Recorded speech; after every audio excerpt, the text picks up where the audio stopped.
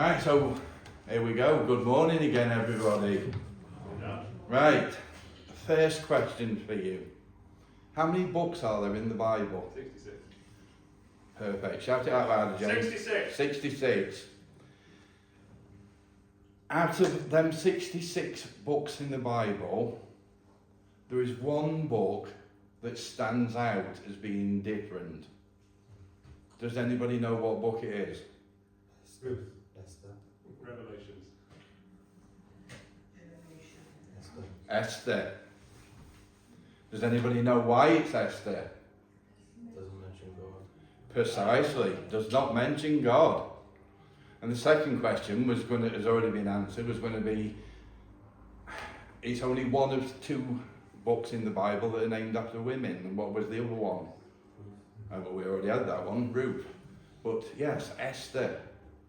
Out of all the 66 books in the Bible, it is the only book that does not mention God directly by name. And I'll be honest with you, this is where my whole thing came from, when I said I didn't know what I was doing with this. I didn't know if it was going to be a sermon, a teaching, or what. Then, and I was looking into it, I came across a Jewish festival of Purim, and every year they do this festival and they read the Book of Esther. And I thought, okay, why? I thought, why Esther? Why, out of all the 66 books in the Bible, why Esther? This book that doesn't mention God, this book that does not by name mention God anywhere in it. Why do they read it? Not only do they read it once, apparently they constantly reading it. They read it in the morning, in the afternoon, at night, and throughout all the festival it gets read over and over again. And I thought, why? What's so thinking about this book in the Bible that does not mention God? So, as I said last week, I was working on this and I didn't really know what to call it. I didn't know if it was going to be a sermon. I didn't know if it was going to be a teaching. And I said, I guess a bit of both in there. But I decided it's going to be a journey. So that's what we're starting. We're going to have a look at the Book of Esther. And don't worry, I'm not just going to sit here and read the Book of Esther, because that'd be a bit boring, just for me just to sit here with the Bible in my hand just reading that. So we're going to have a look at it together. So if anyone wants to shout anything out this morning, then feel free. As long as it's nothing rude, then we don't have none of that, okay? But, so let's pretend the next 3 weeks we're at the Festival of Purim, and we are going to read the Book of Esther, or have a look at it, not just in the traditional sense. We're going to take a few diversions here and there. And I'll be honest, when I first read Esther, my first question was, surely this is a mistake. That was my first response to it all, because my question was, where's God? Not once did they mention God. And I'm obviously going back quite a while the first time I read Esther, but that was my first, after I finished reading it, they didn't mention God. Where's God in all this? So what did I do? I went and got a different translation, because I presumed that translation must have messed it up. And they wrote it wrong and they missed God out, and I was thinking, right, that translation's no good, and so I went and got another translation. And I read it again. And it was the same. No mention of God, no mention of his name, no prophecies, no mention of forthcoming judgment by God, no mention of God's wrath coming. I mean, let's face it, in the Old Testament itself, that's a bit of a rarity, because nearly every other page is a prophet warning of God's forthcoming judgment and wrath against his people, disobeying them. But there was none of that. There was no prophecies about the Messiah. There was nothing. No, God himself was not even mentioned. And so I got another translation, then another translation. I think I went through about 5 translations, and then thought, right, okay, they've not all messed it up. This book does not contain God's name. And I thought, that's something really unusual. I thought, this is the Bible we're reading, and we've got a book in here that does not mention God by name. So, why is this book in the Bible? I said it really intrigued me, to be honest. I read it over a few times, and it wasn't long before I came to the conclusion that God is very, very much in Esther. Nearly in every single page, even if his name isn't directly mentioned. I think God is woven throughout the book of Esther. We've probably gone through those times where we feel distanced from God, feeling like he isn't there, and you really wish you could hear his voice telling you what to do. And I believe Esther was included because for me it shows God is always at work, orchestrating things, working in the background, even when he isn't mentioned directly. I don't know for certain if this is the reason it was included, but I would like to think it is. I don't know if you remember me saying this before, and the last time I said it, I did get quite a few stares of like, what's he saying? But I'm going to say it again, that sometimes prayer isn't the answer to everything.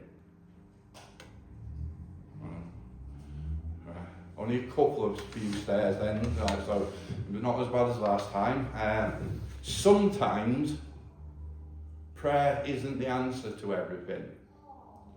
Simple reason, sometimes you're the answer to prayer.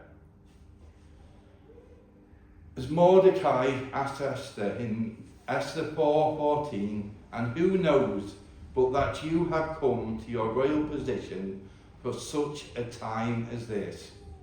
He is saying to Esther, you are the right person in the right place at the right time. Is that a coincidence?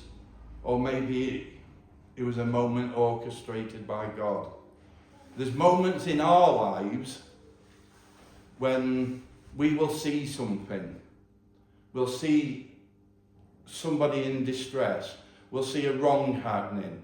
We'll see a situation and we'll go, Lord, there's something bad happening there. Can you please help out and send someone to do something about it, because what's happening is not right.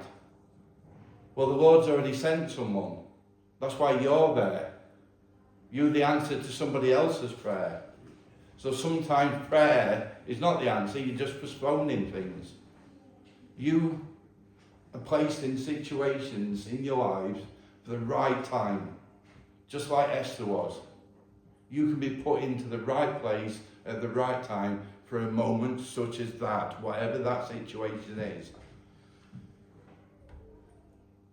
Now, not to get, like I said, when you get into these situations, you don't get down on bended knees and say, Lord, help them. Your prayer should be, here I am, Lord. What do I do? Help me to help them. That should be the prayer. So I'm not saying don't pray, but don't pray for help for them because you're already there. Pray for the Lord to help you to help them, because the Lord put you in that place at that time.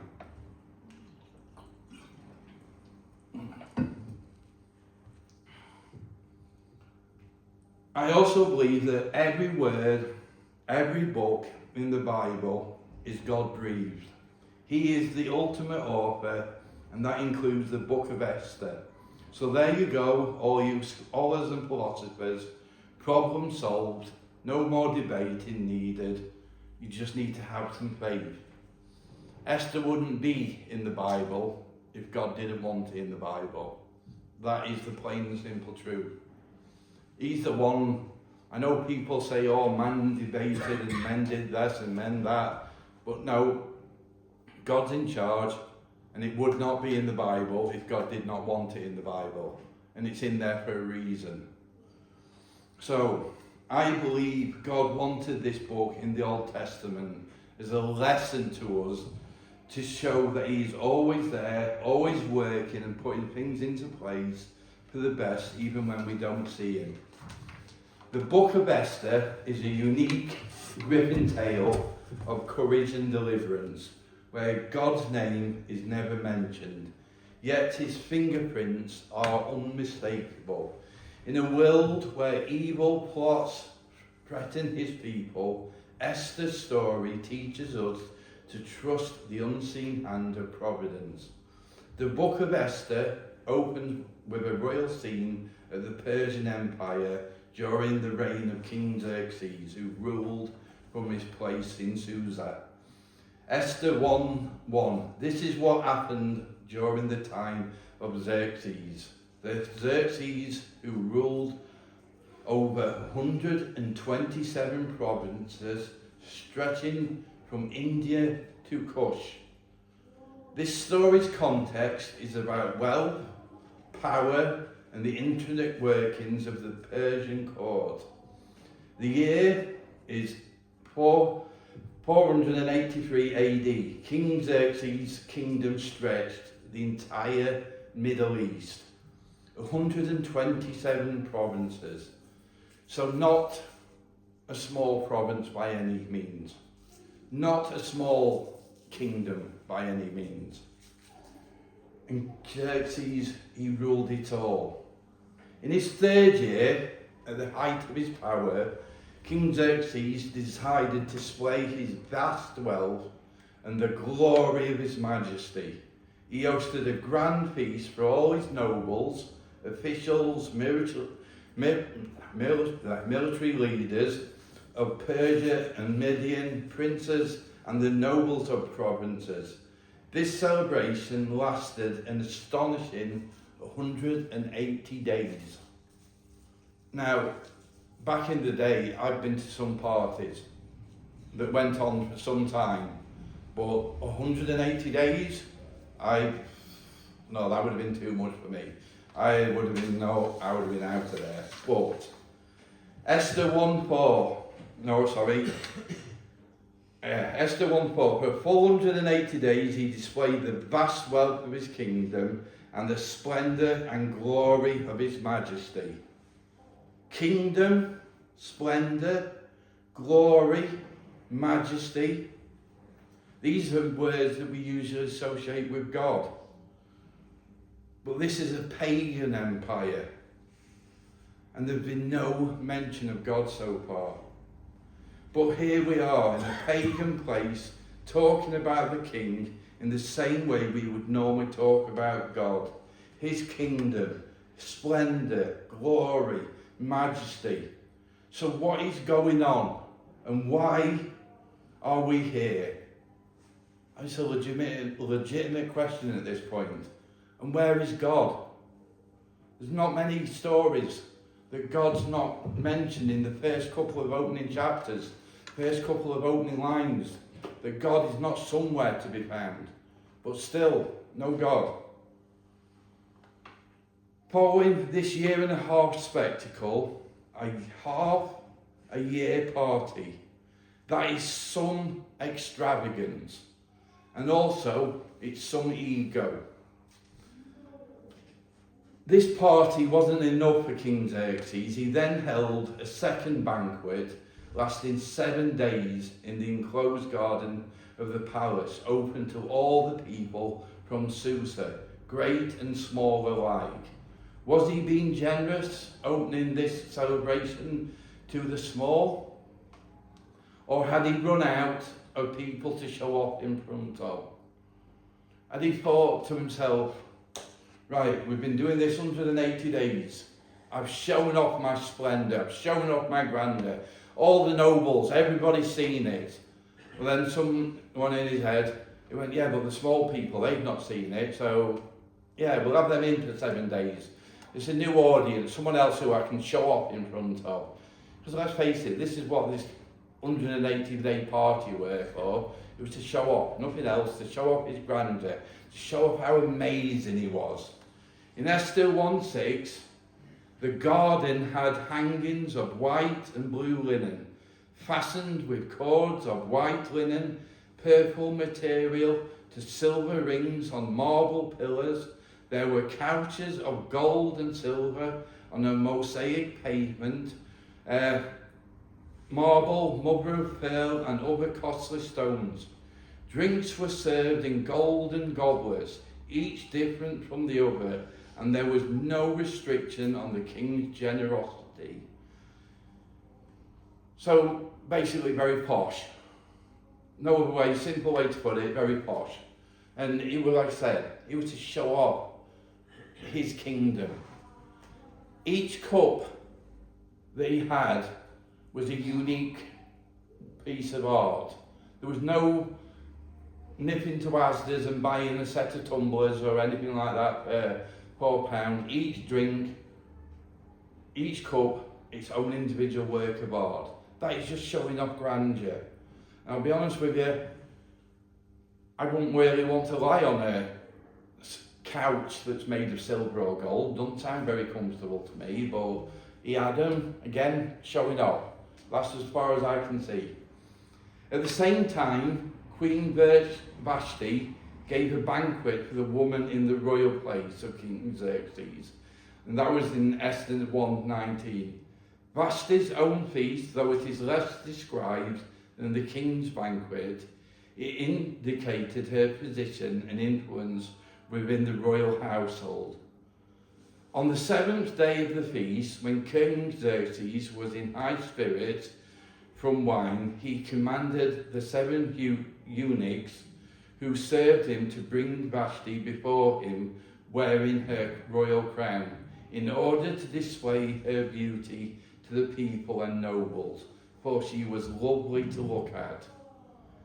The king's motive was to show off Vashti's beauty as another sign of his wealth and prestige. I mean, not a very noble thing, but he's probably at the point now where he's thought, right, we've been here 187 days. I've run out of things. Everybody's seen everything. I've been the centre of attention. What else can I do to make these people stand up and pay even more attention to me? I know my queen. She's lovely to look at. I'll stand her out here and make a parade around, and everyone's going to think, how amazing am I? Because I've got all this and I've got this beautiful queen at my side. That's not really a great motive, but that is what he's thinking. He just wants people to celebrate him. He wants people to look at him and think, how great am I?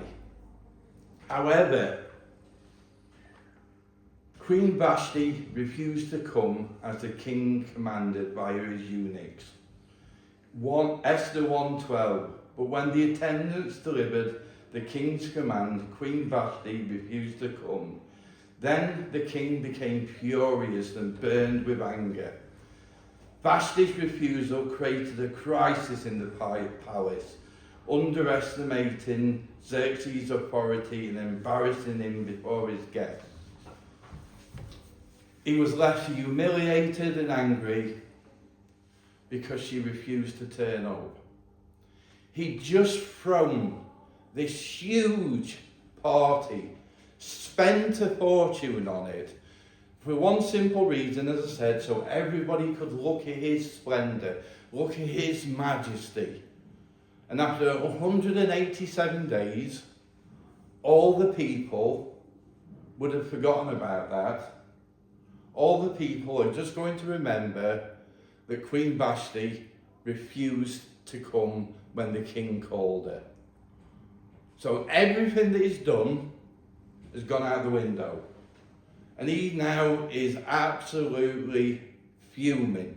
He's boiling over because the queen refused to come. Why the queen refused to come, we will never know. But she refused to come. It's not as if she didn't like the limelight. she at the same time was throwing her own banquet. And she would have been very much the centre of the limelight of that banquet. So you can't say that she was an introvert who didn't like crowds or didn't like being around people. She had been throwing her own banquet. So that's not a reason for her not to come. She was the queen. She knew what her position entailed, and part of that was following the whims of the king. When he said come, she was supposed to come. As wrong or whatever you may think about that, she knew that though.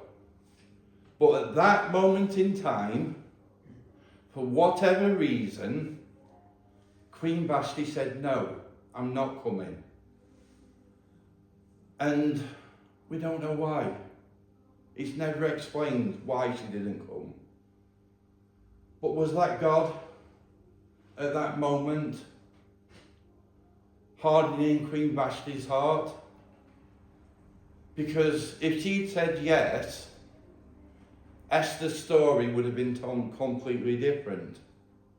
If she'd turned up and paraded around in front of anyone, then this book would have never been written. There would have been no Esther to write about. So was that God in the background orchestrating things, moving things into place strategically so things would happen in the future? Who knows? Or is it just a coincidence? I think it's God myself, because that's what he does. He works in the background, and you can look back and see things afterwards. And I think that's what God was doing when Queen Vashti refused to come. So Xerxes, he was angry, and he wanted advice on what he should do.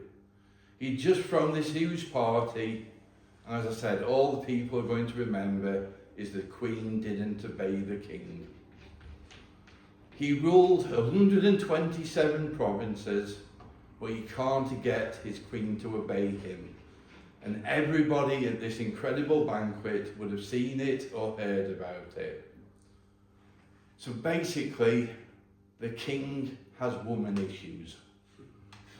Sorry, I'm not being sexist, but that's the thing. The king has got woman issues, right? So what does he do? He does the wisest thing possible and turns to 7 men. Now, I'm not being funny here, but I've never come across a man who truly understands the mind of a woman. I'm not being sexist, it's just thing. Men, when they're having relationship difficulties, do not seek out the counsel of other men. And it's not because, it's just men being men. We just all know that other man, whoever it may be, is not going to have a clue, because he doesn't know the mind of a woman. And then I said, I'm not being sexist. I'm honestly not. It's just the truth. That man has not got a clue. So that's why we don't bother. That's why men don't talk about relationships. It's because the other guy hasn't got a clue. No man understands the mind of a woman. It's just obvious. It's not. We'll leave it there. But I'm not going to go any further. But King Xerxes, in all his strength and wisdom, he decides to see 7 men and consult their wisdom. That is bound to end up good, isn't it?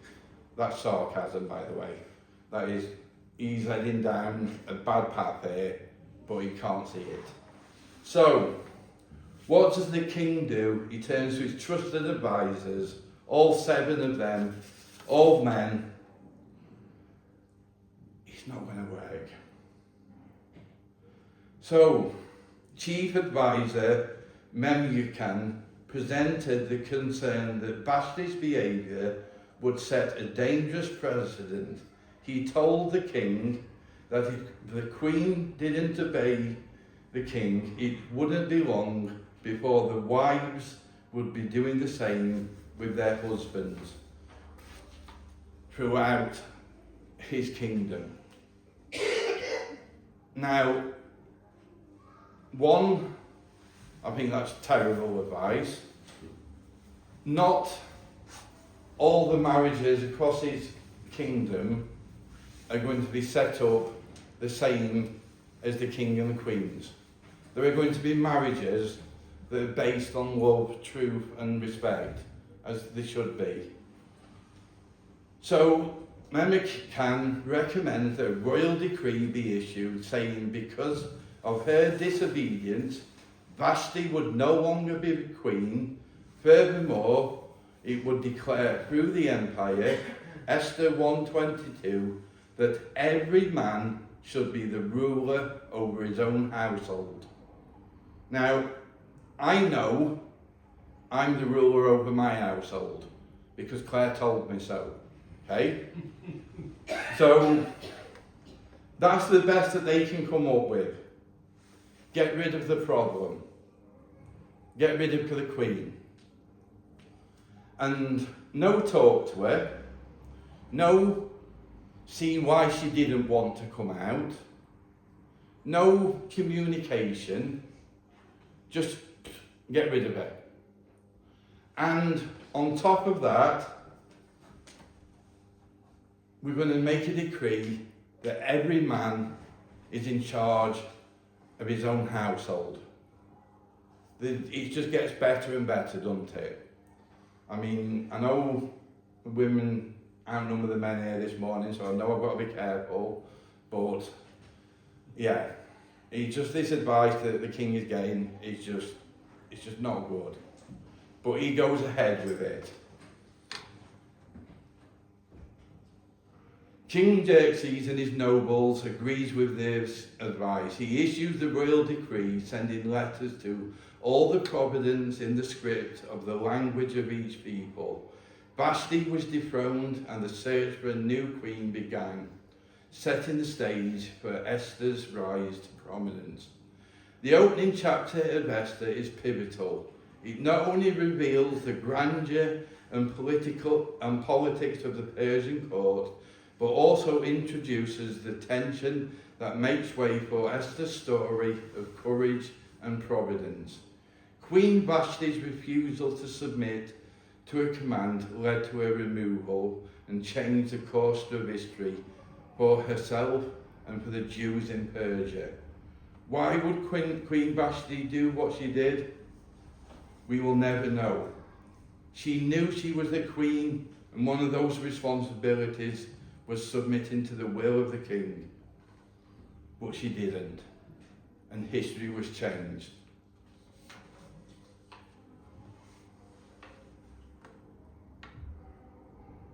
So, where is God in all this? He's still not mentioned in Esther. Making a way, but he is there. He's making a way where no man could, or at this point, no man would even have a reason to think to make a way for what is coming. No man at this point even can know what is about to happen to the Jews. No man knows of the plan that is coming to the Jews. But God does. And he's already orchestrating a way for there to be a difference made.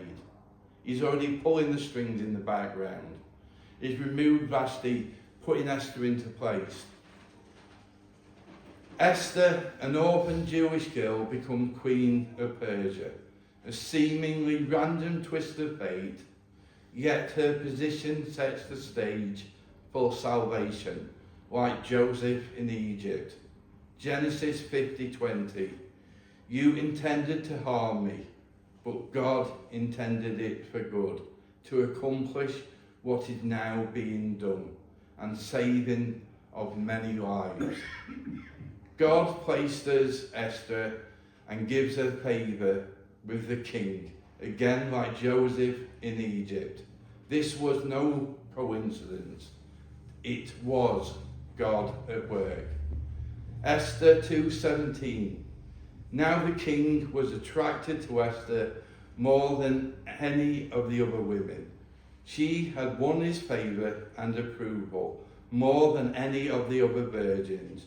So he set a royal crown on her head and made her queen instead of Vashti.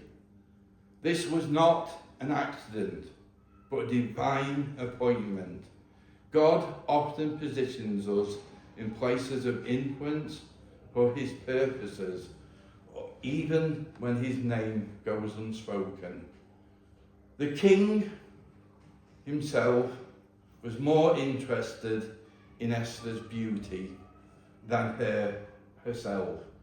He never even bothered to ask his new queen where she came from, to what race she belonged, which was good because that would become a really important part of the story further down the line. But was he really not that bothered? Or had God closed his heart and mind so he wouldn't find out until the time was right? The Book of Esther never mentions God by name. His presence filters the story through the subtle orchestration of events and unfolding of divine providence. The book is marked by moments that defy mere chance. Mordecai discovers a plot against the king. And what does he get as a reward for this? At the time, nothing. He discovers a plot against the king. Not a plot just having him slapped around, a plot to have the king assassinated. So Mordecai, the Jew, basically saves the life of the king. And what reward does he get for it? Nothing. He's not given any reward whatsoever, which is strange. Any king, if you save his life, he's going to reward you, isn't he? It's plain and simple. Well, Mordecai, at that time, he doesn't get any reward. But that is as it seems at that moment. God is saving his reward just for the right time. Before Mordecai gets his reward, he has trouble coming his way though. Haman is introduced in the Book of Esther as the son of Hammedatha, the Agagite, who had risen to become the king's chief minister. His position was one of honour and influence. King Xerxes commanded all royal officials to bow down and pay homage to Haman as a sign of respect. The public act of respect in Haman's eyes was a validation of his power and place within the empire. For someone who thrived on recognition and reverence, Haman's identity and sense of self were intimately tied to his status. The protocol of kneeling was not simply ceremonial, but symbolic, a way to affirm the hierarchy and acknowledge Haman's authority, and a way to swell his ego. I mean, can you imagine that? You walk down the street and everybody has to bow to you. You're going to get a big ego, aren't you? Let's not face it, it's pretty much. And this has become Haman's way of making him feel self-important. I am the second most important man in this province. I am the second most important man in this empire. I am that important that everybody has to bow to me. No matter who they are, they've got to bow to me. It's going to brush anybody's ego. It's going to inflate their ego, isn't it? It was against this backdrop that the conflict with Mordecai unfolds. Mordecai refuses to bow down to him. Exodus 23. You shall have no other gods before me. Mordecai, a Jew living in Susa, refused to bow to Haman, even when pressed by the king's officials to explain his behaviour. Mordecai's refusal was not an act of casual insolence, but one rooted in religious conviction and Jewish identity. For many Jews, bowing in such a manner was reserved for God alone. To bow before a man, especially one whom tradition held as an enemy, would have been a violation of conscience and faith. This act of defiance is the immediate spark of Haman's rage. The Bible describes his reaction vividly. Well, like any story, we're going to leave it on a cliffhanger. Make sure you're here next week to see Haman's true reaction. Amen.